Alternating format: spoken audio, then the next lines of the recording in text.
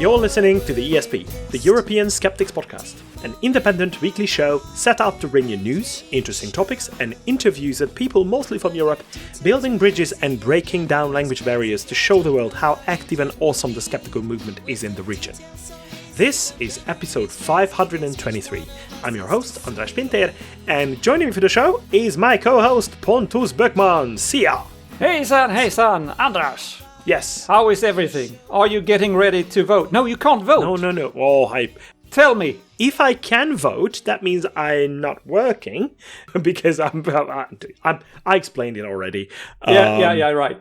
But I guess you're preparing for the election. I mean, the whole country is preparing for the election, right? Yeah, big time. So much so that we really have a busy weekend behind us. I don't know how much of Hungarian history you know, but there is a national holiday on the 15th of March. And it was this past Sunday. And that is traditionally a day to commemorate the 1848 revolution against the Habsburg Empire. That was. Serve them right. That later on evolved into a war of independence and stuff. So it's a big thing. But this year, it has really become something really different. Our regular listeners are well aware that we are preparing for a very important general election on the 12th of April this year. And even though this holiday has been increasingly about two opposing political sides, using it as a show of force since Orbán gained power in 2010, so every single year for the next 15, this one was like nothing before. Budapest basically became a battleground of opposing forces. Thankfully, without physical contact. So there was no actual battles, but it really felt like it. So on one side, Prime Minister Viktor Orbán led something that they call the Peace March to Kossuth Square in front of the beautiful building of the Parliament of Hungary. And his message was familiar, but a little intensified. He framed the election as a choice between war and peace, accusing the EU and Ukraine. Was he pro or against? What side was he on? Claims that he's against, he's for peace, and the other side is for war, because he accuses the EU and Ukraine of conspiring to drag Hungary into the conflict.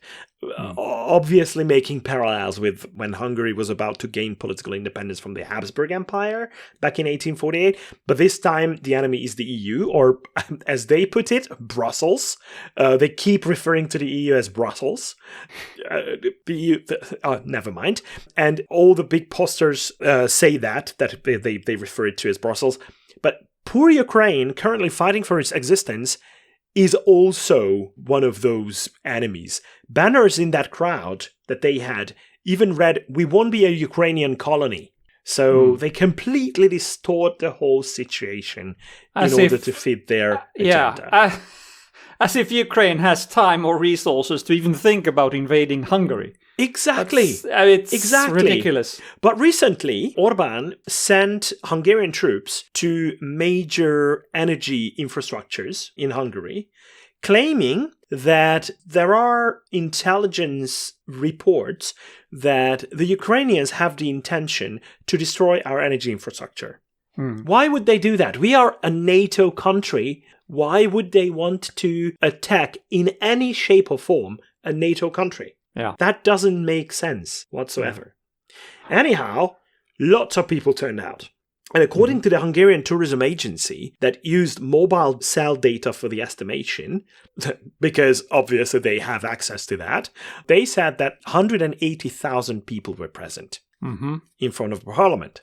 But the air felt different this year because just a few blocks away, Péter Magyar and his upstart TISZA party, the greatest opposition party currently, held a rival rally that matched and by some accounts exceeded the government's turnout.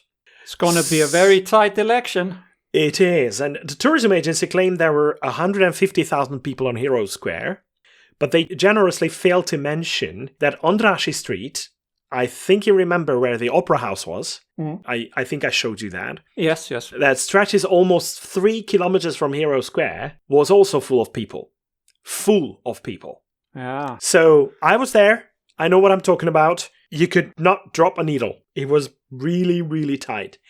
And that's a lot more than 150,000 people, I'm afraid. And the guy, Magyar, is a former Fidesz insider. And according to some polls, he is neck and neck.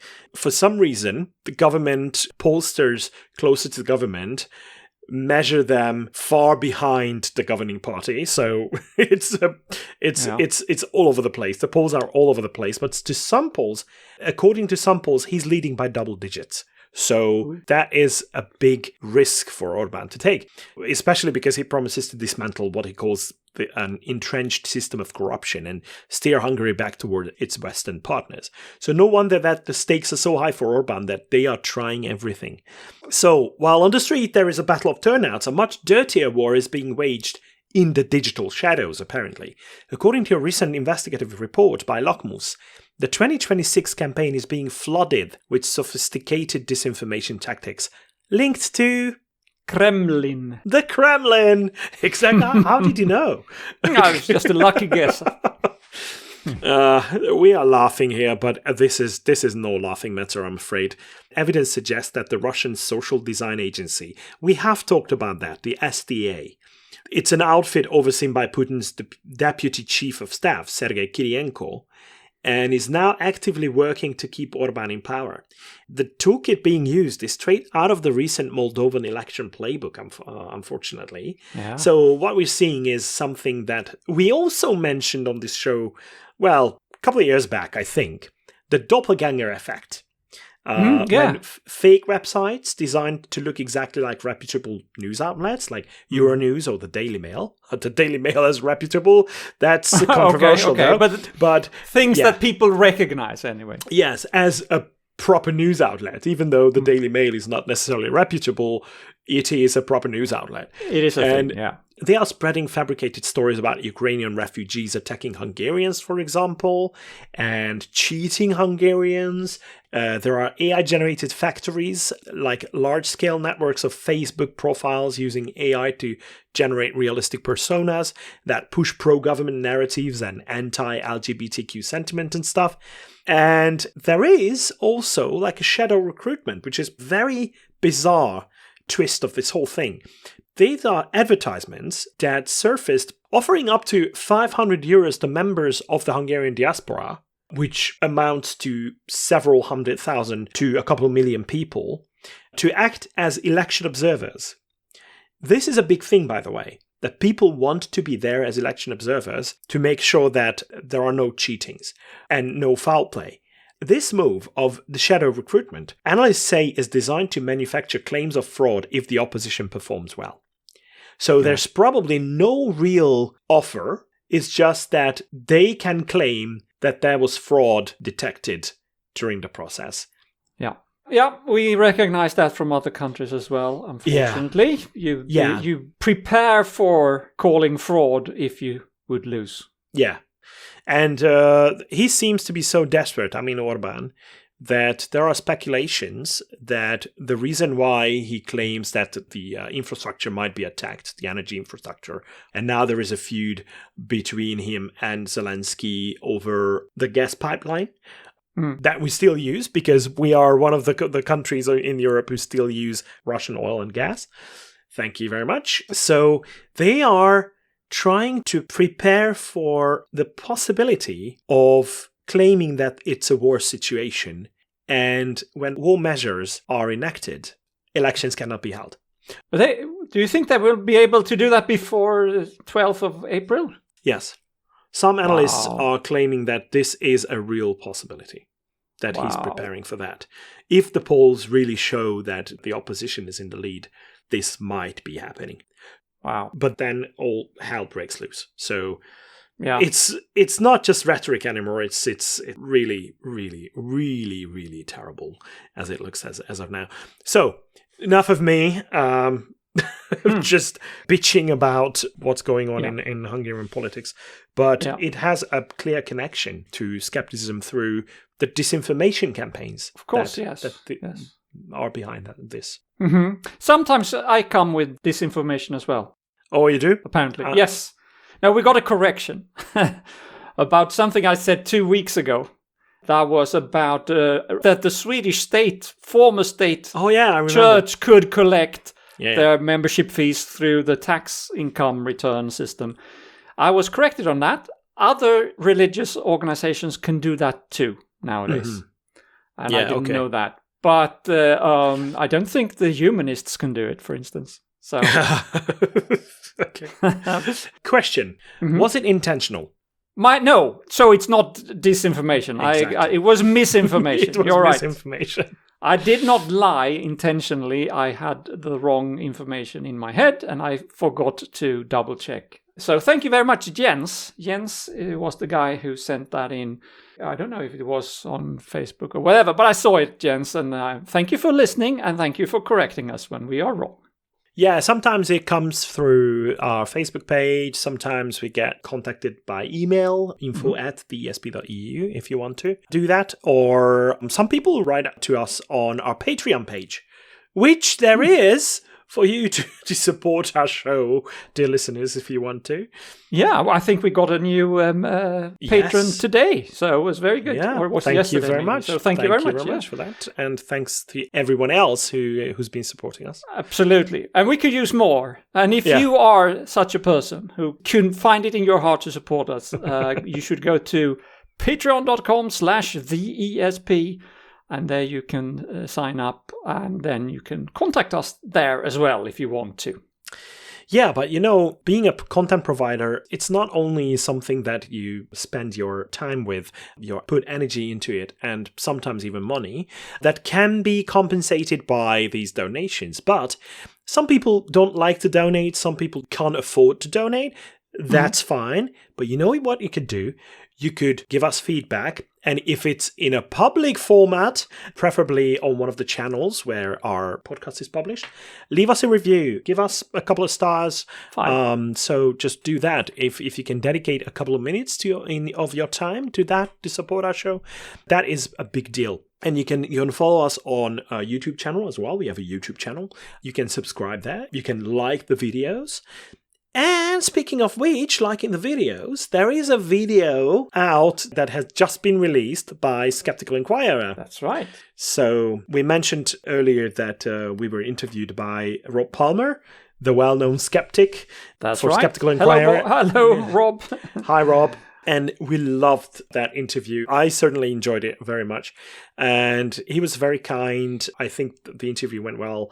And you can listen to it on YouTube. Or if you check out Skeptical Inquirer, the website of Skeptical Inquirer, you will find that along with the introductory texts that Rob published there. So thank you very much for that. And please share that. Please let other people know about us, or just comment in the comment section of that video or like the video. So you know the drill. Yeah. We have to feed the algorithm in order to be recognized and to be seen. Yes. But what we are trying to do here is, building bridges and serving as a bit of a hub for skeptics, but also occasionally trying to educate as well. So this is the part where we are turning towards This Week in Skeptical History, which we often refer to as TWISH. All right, and this week in Skeptical History, we travel back to the 20th of March, 1900. This is a moment when the world was busy adjusting to a brand new century, and up for debate, that is, whether it was already the brand new century or it started in 1901, but let's not get into that. No. But the United States Patent Office quietly issued patent number 645576. The recipient was a man who has since become equal parts scientific pioneer, internet icon, and patron saint of free energy enthusiasts everywhere. Yeah. And that is Nikola Tesla. Yes. You forgot to mention car manufacturer. Oh, the car manufacturer. Yeah, it's named after him, but he himself was not a car manufacturer. However, we owe him a great deal because his inventions, some of the things that he came up with were absolutely amazing. And the reason why we could mention him on the European Skeptics podcast is because he was of Serbian origin. So he was born in Serbia and he immigrated to the United States later, where he became a big deal. So there's lots of misconceptions, and there is a complete myth surrounding him. But He was, without question, a brilliant inventor, a pioneer of alternating current, radio technology, and high-frequency electrical systems. He helped build the electrical world we still rely on today. You mentioned the electric cars. Obviously, those would not exist without that, at least not in their current forms. I know that the original forms were powered by direct current, not alternating current, that Tesla was a big proponent of. But whenever you use your toaster, your power grid, your ability to not accidentally set your house on fire when you flip a switch, you can thank Tesla for that.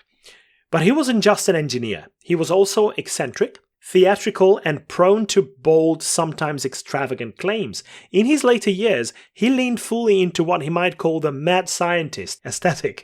He spoke of grand visions, planetary scale systems, and at times even claimed he had detected signals from Mars. So that is a bit off. But it's a combination that proved irresistible to posterity. Today, Tesla occupies a very important but somewhat peculiar cultural space. Part genuine scientific genius, part secular folk hero, and part magnet for conspiracy theories. He's often cast as the misunderstood underdog, especially in contrast to Thomas Edison's more corporate industrial image. And people love a story about a brilliant outsider whose ideas were supposedly suppressed. But even though he was not that much of a business-minded person as Thomas Edison was, or one of his former colleagues, Guglielmo Marconi, who got the Nobel Prize in Physics in 1908 for wireless technology that later became the basis for radio.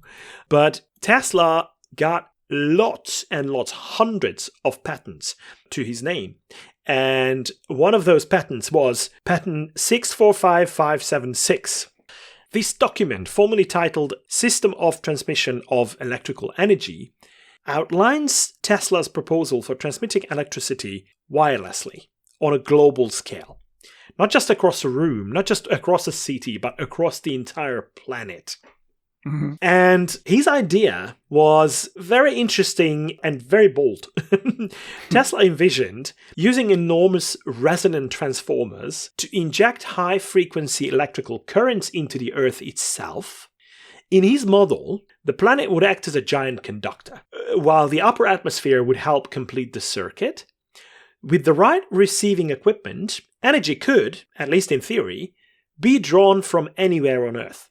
So imagine receivers planted wherever you wanted to use electric power, and that could have worked. And it's a breathtaking concept. It's visionary. It's elegant. There is one catch, however. It's not physically viable. So it's... No, it would be great if it worked. Then you wouldn't have to have all of these power lines to everything. Exactly. But if it doesn't work, it doesn't work. But no. Points for visionary thinking. Yes, but before we get to why that is, because I want to talk about that a little. But before we go into that, let's address the elephant in the room, or rather the YouTube video in the algorithm. Because if you spend even 5 minutes in certain corners of the internet, you'll quickly encounter a familiar claim that Tesla discovered a way to generate infinite free energy from the ether, and that this discovery was suppressed by governments, corporations, or shadowy elites, usually to keep us all paying our electricity bills. It does sound familiar to all of us, right? So the logic tends to run like this. Tesla was a genius, Tesla said it worked, therefore it worked, and someone must be hiding it. It's a very compelling narrative. I completely get that. There's just one small problem. It doesn't survive contact with actual physics. So, first and most fundamentally, patent 645576 is not about free energy. So that's the first misconception. It has nothing to do with free energy. It's about wireless energy transmission. No, you still have to supply the energy somehow. Exactly. So these systems, these wireless systems, still require an energy source, and they tend to be significantly less efficient than wired ones. So the initial energy source that you would have used would have been massive. And that's a massive waste of energy if you want to transport energy. So this is one of those scientific bummers.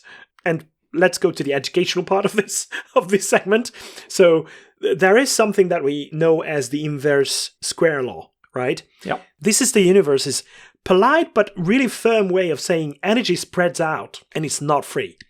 As you move away from a source, the intensity of energy drops dramatically. So if you want to deliver a usable amount of power to a receiver miles away, you need to generate an enormous amount at the source, most of which will simply dissipate into the environment, so you are at a massive energy loss. Then there's efficiency loss as well. Transmitting energy through the ground or the atmosphere is a bit like trying to water a single flower using a sprinkler from 50 meters away. We've all tried that as kids, right? So you might hit the target at some point, at least, but you'll soak everything else in the process. So the losses would be catastrophic. And finally, there's safety as well. Tesla's system would have required generating extremely strong electromagnetic fields. If it had worked as envisioned, everyday objects might have behaved somewhat strangely. Imagine your umbrella humming ominously. But that would be the least of your concerns. Local wildlife, on the other hand, might have experienced what we can technically describe as being toast. So it's really, really, really difficult to pull off. Modern electromagnetics adds further complications to this. Tesla did not know that. His assumption was completely different. But the Earth, it turns out, is actually a poor conductor for high-frequency current. The atmosphere is generally an excellent insulator as well. And the natural resonant frequencies of the Earth ionosphere system, known as Schumann resonances, are far too low to transmit useful power at scale. So, in short, the mechanism at the heart of the patent doesn't work. Not because it was suppressed, not because it was stolen, but because it isn't scientifically viable. So why does this idea persist? Partly because Tesla himself used dramatic speculative language. Partly because his Wardenclyffe Tower project, intended to implement these ideas, was never completed. So it left behind a vacuum that speculation eagerly filled. And partly because the story of the lone genius crushed by powerful interest is just too good to resist, right, for conspiracy theorists. But the reality is both simpler and, in its own way, more impressive. Tesla didn't discover free energy. He didn't break the laws of thermodynamics either. What he did do was push the boundaries of imagination and engineering. So that is his genius. His work on resonant transformers helped lay the groundwork for technologies we still use today: radio communication, inductive coupling, and even the wireless charging pads under your smartphone. I'm charging my phone right here now. Is that okay? Tesla? That is thanks to Tesla that you can do that. I mean, thank you, Tesla. He was the one. Probably someone else would have come up with that later, but he was the one doing that. You have to be first. Exactly. Yeah. So that doesn't look like a suppressed revolution, does it? That's a genuine, lasting legacy of someone who was genuinely a brilliant mind of the time. So, as we mark the anniversary of patent 645576, we can appreciate it for what it truly represents: a fascinating moment in scientific history where ambition outpaced feasibility. A reminder that even brilliant minds can propose ideas that don't quite work. And thankfully, there is the skeptical, the critical approach to scientific progress. And that is why skepticism matters. So it all prevails in a way. It's just a patent is a legal document, not a proof of concept anyway. Because extraordinary claims require extraordinary evidence. Because despite what conspiracy theories might suggest, physics doesn't take bribes. And it definitely doesn't hand out free lunches either. So we just keep progressing, keep coming up with good ideas and sometimes bad ideas. And in Massimo Pigliucci's words, we come up with shit and some shit sticks and some stinks. So that, or something along those lines. Yeah. So keep your eyes on the stars. Keep looking up. I'm quoting big names here. So now it's, and we haven't even gotten to the quote yet. No, and now it's something that comes from Neil deGrasse Tyson. Keep looking up. But keep your feet and your electrical grids firmly on the ground, please. I will. Yeah. I will, I promise. All right. With that, I think we should turn our skeptical eyes towards the news. Yes, in the past we have talked about the so-called mother and baby homes in Ireland. Mm-hmm. Terrible institutions where unmarried women, sometimes teenagers, were put, you hid them away in those homes because they had become pregnant outside of marriage, and that was very shameful. You can't do that. So they were sent away to these homes, often run by the Catholic Church. And the official story, of course, was that those institutions would help them and support them there, but we also know that that was not the case. They were shamed, bullied, and very often mistreated to the point that the babies sometimes died or suffered major undernourishments because they didn't even feed them enough. And we know lots of unregistered burials have been found of children in connection to some of these homes. So hundreds of children just in the, in the backyard or something. There was something about a septic tank. Terrible stuff. Then, of course, if you did survive, we have the other terrible effects of being shunned by society because you have done something naughty and you cannot be tolerated, and also the children have lost a lot of schooling and stuff. Not a good thing at all. So now the Irish government created the Mother and Baby Institutions Payment Scheme, quote unquote, to start compensating the victims of these mother and baby homes. And they started actually making payments to around 56,000 mothers and 57,000 children, roughly, who have survived this terrible treatment. These payments started to go out in 2024, which is, well, very late in the game because this happened for many, many, many, many decades.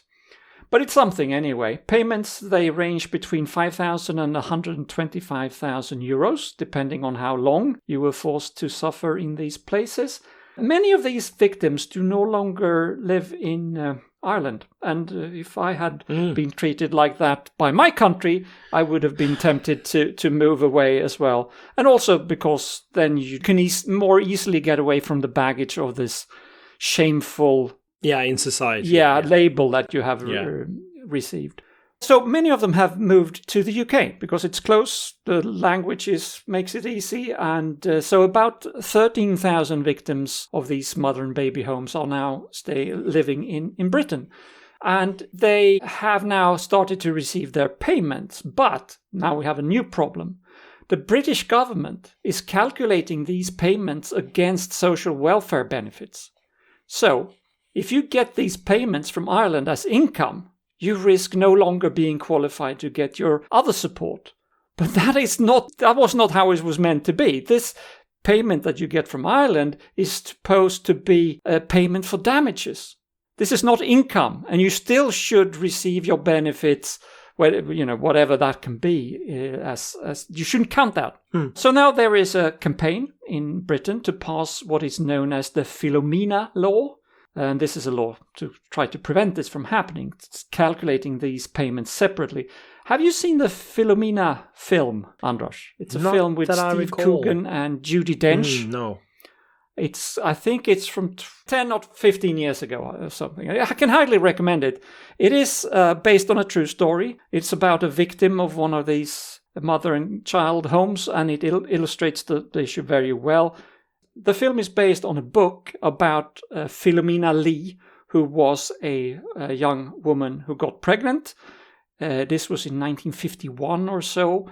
And she was sent to one of these homes and was forced to work for free for 4 years there. And the nuns gave her child up for adoption, more or less against her will. They forced her to sign a paper, but she didn't have a lot to say about it.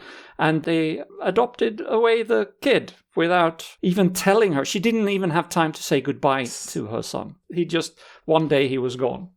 So there's no end on how badly these women and their children were treated. When they finally, after many, many years, get some sort of compensation, they lose their other benefits that they should be entitled to have. And the Catholic Church, of course, is the root of this tragedy. Obviously. But it should be a no-brainer for the UK government to pass this law. But we don't know yet if they will and how it will end. Oh. Let's turn to Germany now. There is a bit of a familiar topic haunting the dental hygiene realm as a ghost. It's a campaign against fluoride in toothpaste. And As many of us know, for decades, fluoride has been a cornerstone of public health, credited with a massive global reduction in tooth decay. Scientifically, the case is closed. Toxicological and epidemiological research consistently shows that the amounts found in toothpaste are perfectly safe. So why is the German public suddenly seeing a surge in anti-fluoride statement? Well, according to an investigation by Der Spiegel, which is summarized by skeptics, much of the anxiety is being staged with significant financial backing. So at the center of the storm is a group called Beyond Fluoride. On paper, they claim to be a corporation of doctors, scientists, and engaged consumers based in Munich. However, skeptics and journalists have noticed some striking coincidences. The Beyond Fluoride initiative bears all the hallmarks of a professional marketing campaign rather than an organic citizens movement. Their messaging, vocabulary, and rhetorical strategies are virtually identical to those used by the Dr. Wolf Group, the manufacturer behind fluoride-free toothpaste brands like Carex and Bionic. These brands promote hydroxyapatite as an alternative, but rather than simply selling their product on its own merits, the strategy appears to involve sowing fear, uncertainty, and doubt about the industry standard. This isn't the first time Dr. Wolf Group has been under fire. Back in 2018, dental associations criticized them for aggressive and dishonest advertising that targeted fluoride. But let's look at why this Beyond Fluoride narrative fails the scientific sniff test. The campaign often frames fluoride as a dangerous toxin, ignoring the fundamental rule of toxicology, which is that the dose makes the poison. To reach toxic levels from toothpaste, an adult would essentially have to eat several tubes in one sitting. Furthermore, the alternatives being pushed often lack the same robust long-term clinical evidence that supports fluoride's role in remineralizing tooth enamel and preventing cavities, right? So there are two sides to this. In Germany, the dental community is pushing back against this. Experts argue that by dressing up a corporate sales pitch as a public health warning, these initiatives are not just misleading consumers, they are actively risking an increase in dental disease by scaring people away from proven protection. Does this look familiar? Yeah. It is. It is familiar, isn't it? So, it's the same category or the same kind of attitude that anti-vax campaigners do. Exactly. And it's terribly irresponsible. Well, we know that there were alternative vaccinations that were to be pushed when the whole anti-vaccination sentiment blew up. So it looks like it's a very similar scenario that we are seeing here. So the next time you see a grassroots campaign warning you about the hidden dangers of your toothpaste, check the fine print. It might just be an attempt to polish a corporate bottom line at the expense of your teeth. So don't do that. Don't fall for it. Yeah, that's right. Yeah, and if you do want to eat a full tube of toothpaste, by all means, go buy the other brand. But when you brush your teeth, use the real stuff. Exactly. But don't buy and do the other brand and eat the other brand because, as I mentioned, they usually lack long-term clinical evidence. So don't know for sure that they are safe.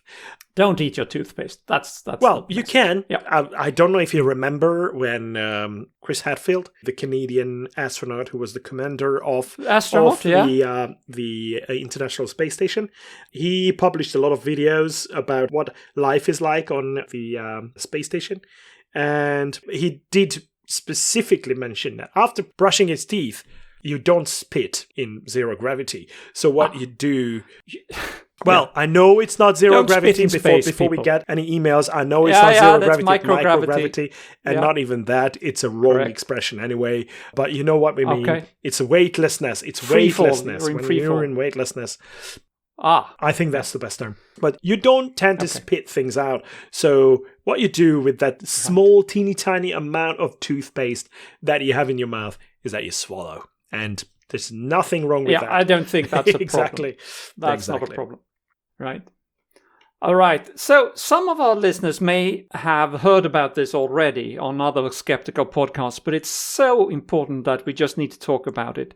Even if it's not specifically European, but it reaches here as well.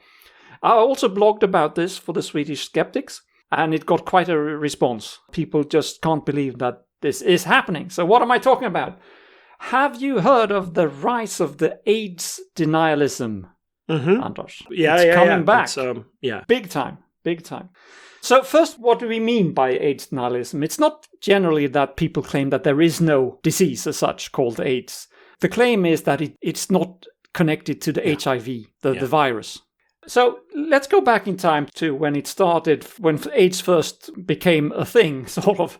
Well, actually, we now know it started probably in the early 1920s or so, but we didn't know about it until the late 70s or early 80s.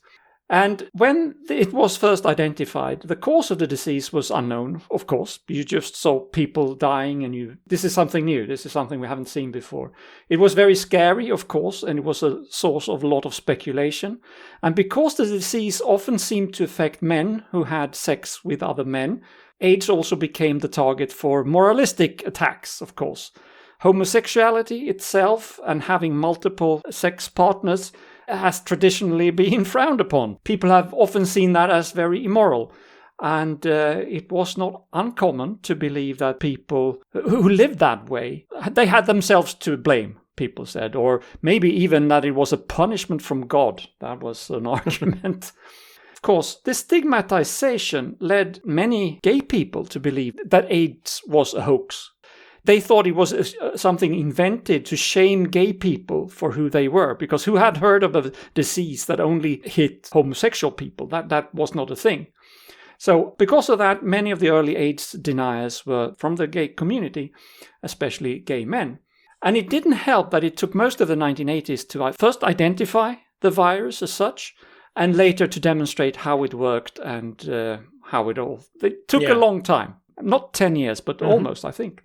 And even within the scientific community, there was a small group of people who kept denying the official story regarding AIDS and HIV. One of the most prominent was the German-American molecular biologist and cancer researcher called Peter Duesberg. He was born in 1936 and he died now in January 2026. From the late 1980s onward, he repeatedly argued that HIV is harmless. Instead, he claimed it was the recreational use of drugs and certain medications, particularly ACT, which was a drug first used in the treatment of AIDS. He said also that AIDS outside of Africa was different. That was the so-called Duesberg hypothesis. The AIDS outside of Africa was due to recreational use of drugs and these medications, but in Africa, the epidemic was something completely different. It was a myth, he said, and he claimed without any evidence that the diagnostic criteria for AIDS were not the same in Africa as it was elsewhere, so that was a different thing. Then we turn to the early 2000s. After the turn of the century, visible AIDS denialism declined, somewhat at least. But it continued to create great harm, particularly in parts of Africa. Thabo Mbeki, who was the president of South Africa between 1999 and 2008, is widely regarded as having contributed to hundreds of thousands of deaths through his AIDS-denying policies. Peter Duesberg himself also continued to promote his AIDS denialism and to maintain a media presence. In 2012, he appeared as a guest on Joe Rogan's immensely popular podcast, The Joe Rogan Experience, and Duesberg's ideas were also taken up by other conspiracy theorists like, and I'm going to swear again, RFK Jr. Yeah. The explicit tag will be out, so on the show, so don't worry about it. Indeed. Then we come to the 2020s with the pandemic. AIDS denialism gained new momentum then in connection with the pandemic. In certain circles, the pandemic led to a distrust not only of so-called mandatory vaccinations, but also of the pharmaceutical industry as a whole. Anthony Fauci, who effectively became the public face of the pandemic during the first Trump administration, he became the center for a lot of the conspiracy theories surrounding COVID-19. Since Fauci also played a leading role in AIDS research during the 1980s, it became easy to link the unpopular measures that he introduced in the US with AIDS and HIV. So in 2021, and here it comes again, RFK Jr. published his book called The Real Anthony Fauci. I haven't read this book, but apparently nearly a fifth of this book is devoted to questioning Fauci's role in AIDS and HIV research in the 1980s. So, in conspiracy theory circles, this has contributed to fueling distrust of big pharma, the pharmaceutical industry, regarding both AIDS and COVID. Now, as I mentioned, Joe Rogan has a very popular podcast. It's long been the world's largest podcast with millions of listeners. And on this platform, Rogan has repeatedly hosted RFK Jr. and others who have promoted conspiracy theories regarding AIDS and expressed support for AIDS denialism. Rogan himself seems to have fully embraced AIDS denialism by now. And he now regularly brings up the topic with his guests. And some of the disinformation that he promotes are, and this is now, I mean, this is the examples are from November 2025, where on the podcast he brought it up and these points were mentioned, that ACT, this antiretroviral drug for AIDS, was a failed cancer drug and Big Pharma had to invent a new use for it because apparently they had huge stocks of this not working thing and they had to create a new disease to sell it, which, I mean, typical conspiratorial thinking. He also said that it's impossible to get HIV through heterosexual intercourse, quote unquote. Have to be gay to get it. He said that HIV is not the cause of AIDS, rather the virus is merely a companion virus that appears after the disease, and that it was the wild partying, quote unquote, among gay men at the time of when the outbreak came, where they had parties characterized by high-risk gatherings. They say that there were antibiotics in big bowls served at these parties and people just popped pills all the time, believing that this would help against all kinds of infections. And this, in turn, this overconsumption of antibiotics was what led to AIDS, what caused AIDS. So Rogan has the largest podcast in the world. Millions of listeners hear this information more or less every week now.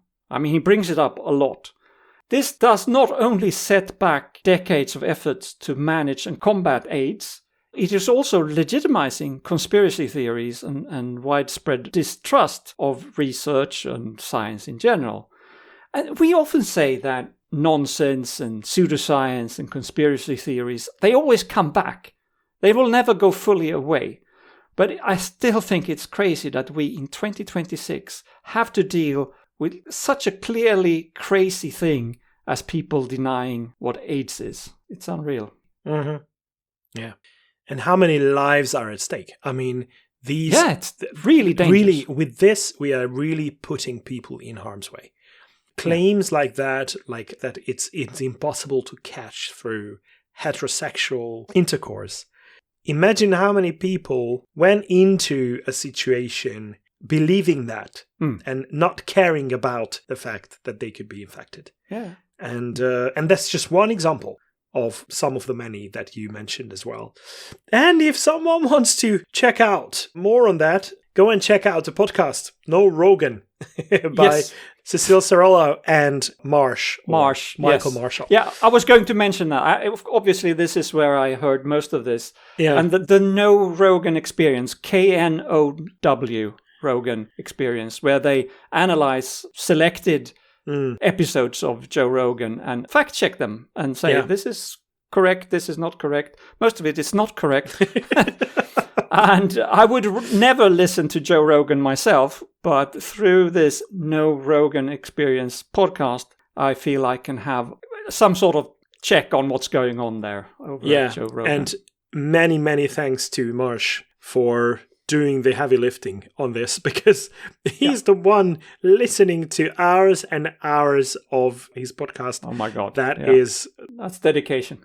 Dedication is one thing, but I'm pretty sure that Marsh has a bit of masochistic side to his personality, because otherwise, I don't know, or an excessive amount of dedication. That's the other option.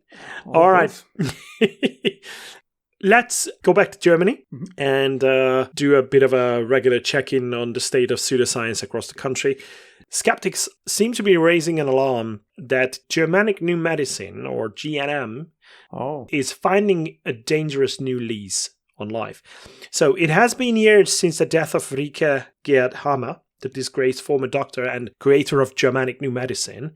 But Hammer, who lost his medical license in the 1980s, claimed that all diseases, including cancer, are caused by biological shocks, and that conventional medicine is a Jewish conspiracy designed to kill non-Jews. So this is a terrible thing. Despite its lethal track record and overt anti-Semitism, GNM is not fading away, apparently. According to a new report from the Institute for Strategic Dialogue, the movement is seeing a massive surge in popularity, fueled by the unregulated Wild West of Telegram. Are you a user of Telegram, Pontus? No. Yeah, let's just mention that it is a social media platform of instant messaging as well. It's cloud-based. It's hosted in Dubai, but it was developed by 2 Russians. And it's one of the most popular social media platforms. It provides people with a massive digital echo chamber.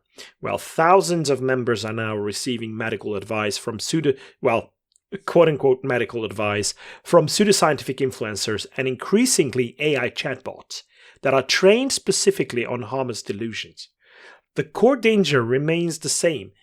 Patients with life-threatening conditions like diabetes or brain tumors are being told that their symptoms are merely healing phases or quote-unquote territorial conflicts within their bodies. Instead of chemotherapy or insulin, they are prescribed conflict resolution and isolation that will inevitably lead to death. Public health experts and skeptics, including Bernd Harder from Skeptics, point out that the threat has evolved. It's no longer just about fringe seminars in backrooms. It's about lifestyle influencers on Instagram and TikTok who repackage Germanic New Medicine as holistic health. And I have a question regarding that, whether these people actually do know the terrible underlying narratives like anti-Semitism and stuff, or it's just this holistic approach being all about bullshit. These people use seemingly benign questions like, do you have a stuffy nose? Maybe you have a territorial conflict, right? And they lure unsuspecting followers into the deeper, darker rabbit hole of Hammer's ideology. The legal challenge is immense here. The 2025 dissertation by legal scholar Jan Henning Steeneck highlights a massive loophole. In Germany, the dissemination of medical misinformation on social media is rarely a punishable offense unless it meets very specific criminal criteria. And that is concerning. Skeptics are now calling for an urgent update to the European Digital Services Act to specifically define and combat medical misinformation that poses a direct threat to public health. And I think this one ticks the box. The resurgence of GNM is a sobering reminder that irrationality doesn't die with its creator. It simply adopts to the next platform. Well, look what happened with homeopathy as well. So Hahnemann didn't take it to the grave with himself. Well, we talked about HIV.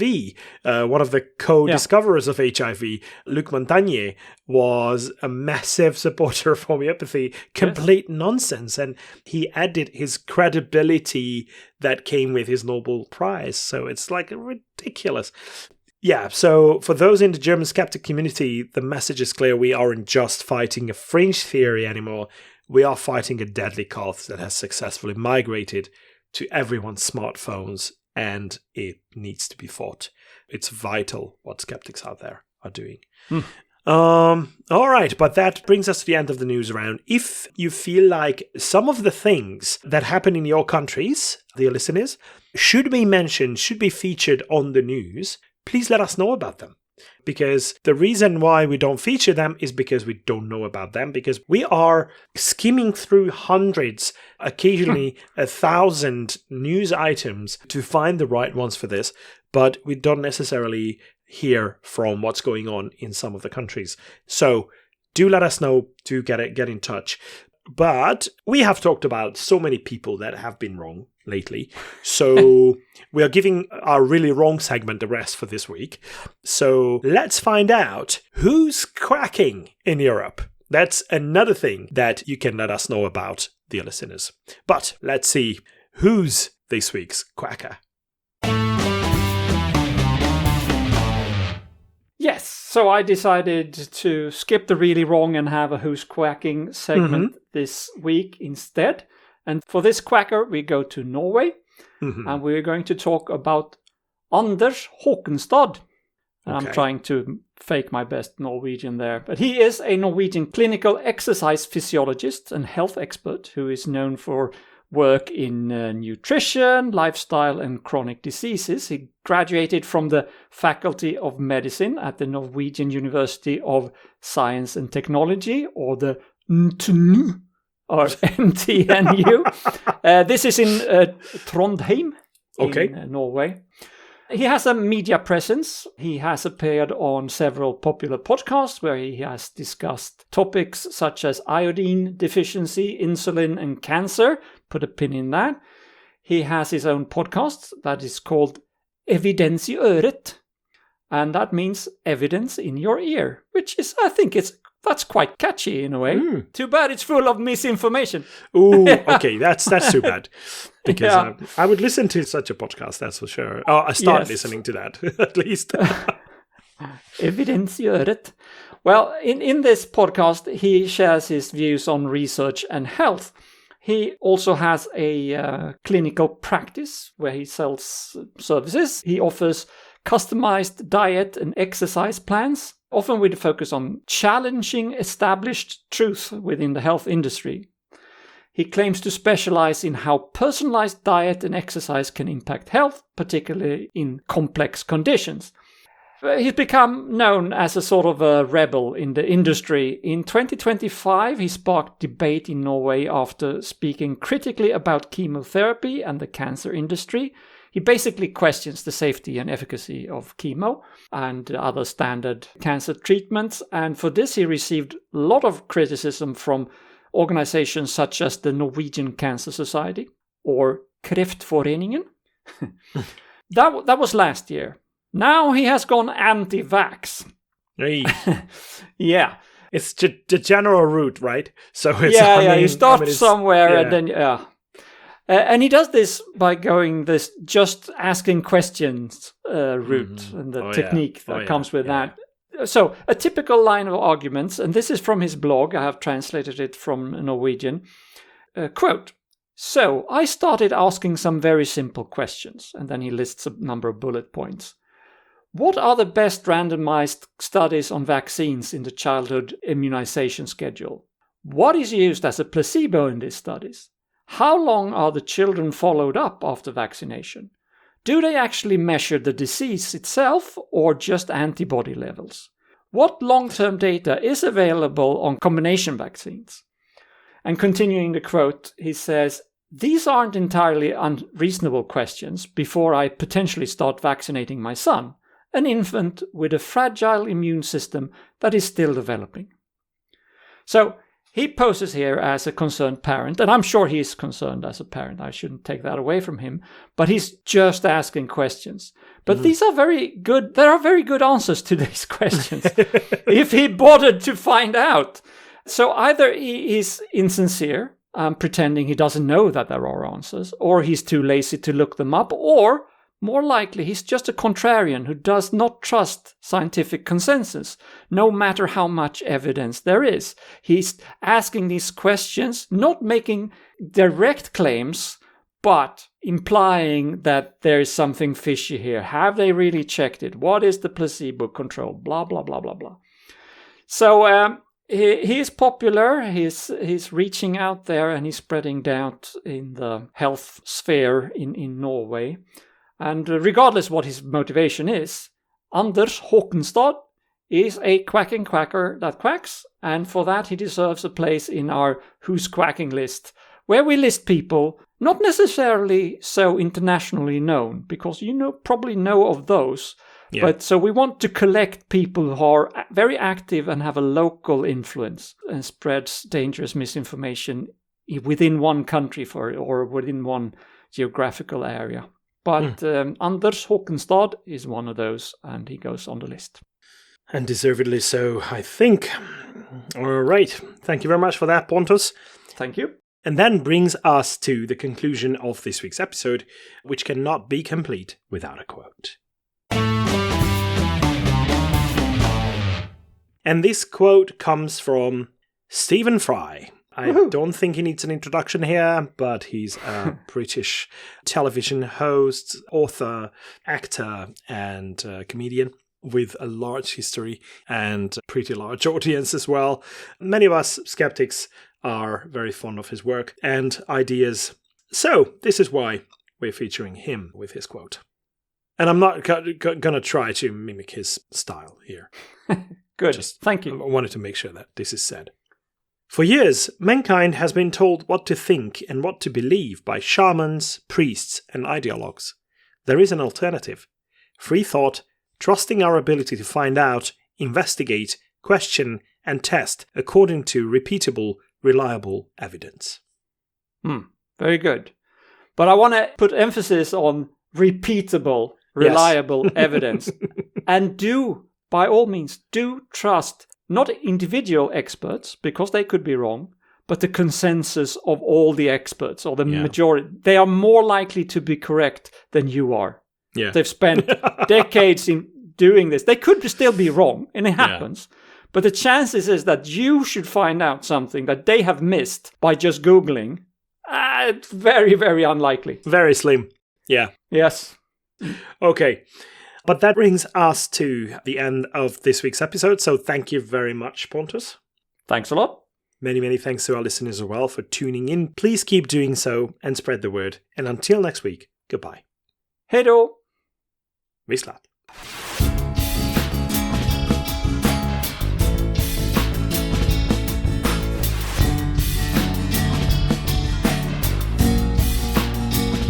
This has been your ESP experience. The show is produced and recorded by TheESP.eu. Join us again next time, but until then, please send your feedback and comments to info@TheESP.eu. We would also love to hear your ideas and suggestions regarding topics, and if you have any skeptical news from any European country, we're always eager to hear about them. If you have an upcoming local event or an organization to promote, please don't hesitate to let us know, as we are more than happy to help. All music in the program was written and performed by Keisha J. Gray and George Robb and is used with their permission. Please check out our webpage for show notes and archive material at theesp.eu. Follow us on Blue Sky at theesp.bsky.social. Like us on Facebook or support our work on patreon.com/theesp. And don't forget to spread the word by sharing our content with others. I don't know how you can believe.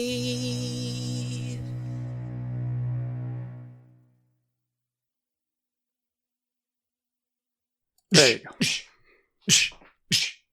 What was going on? I don't know. Have an epileptic fit or whatever. Yeah. Okay.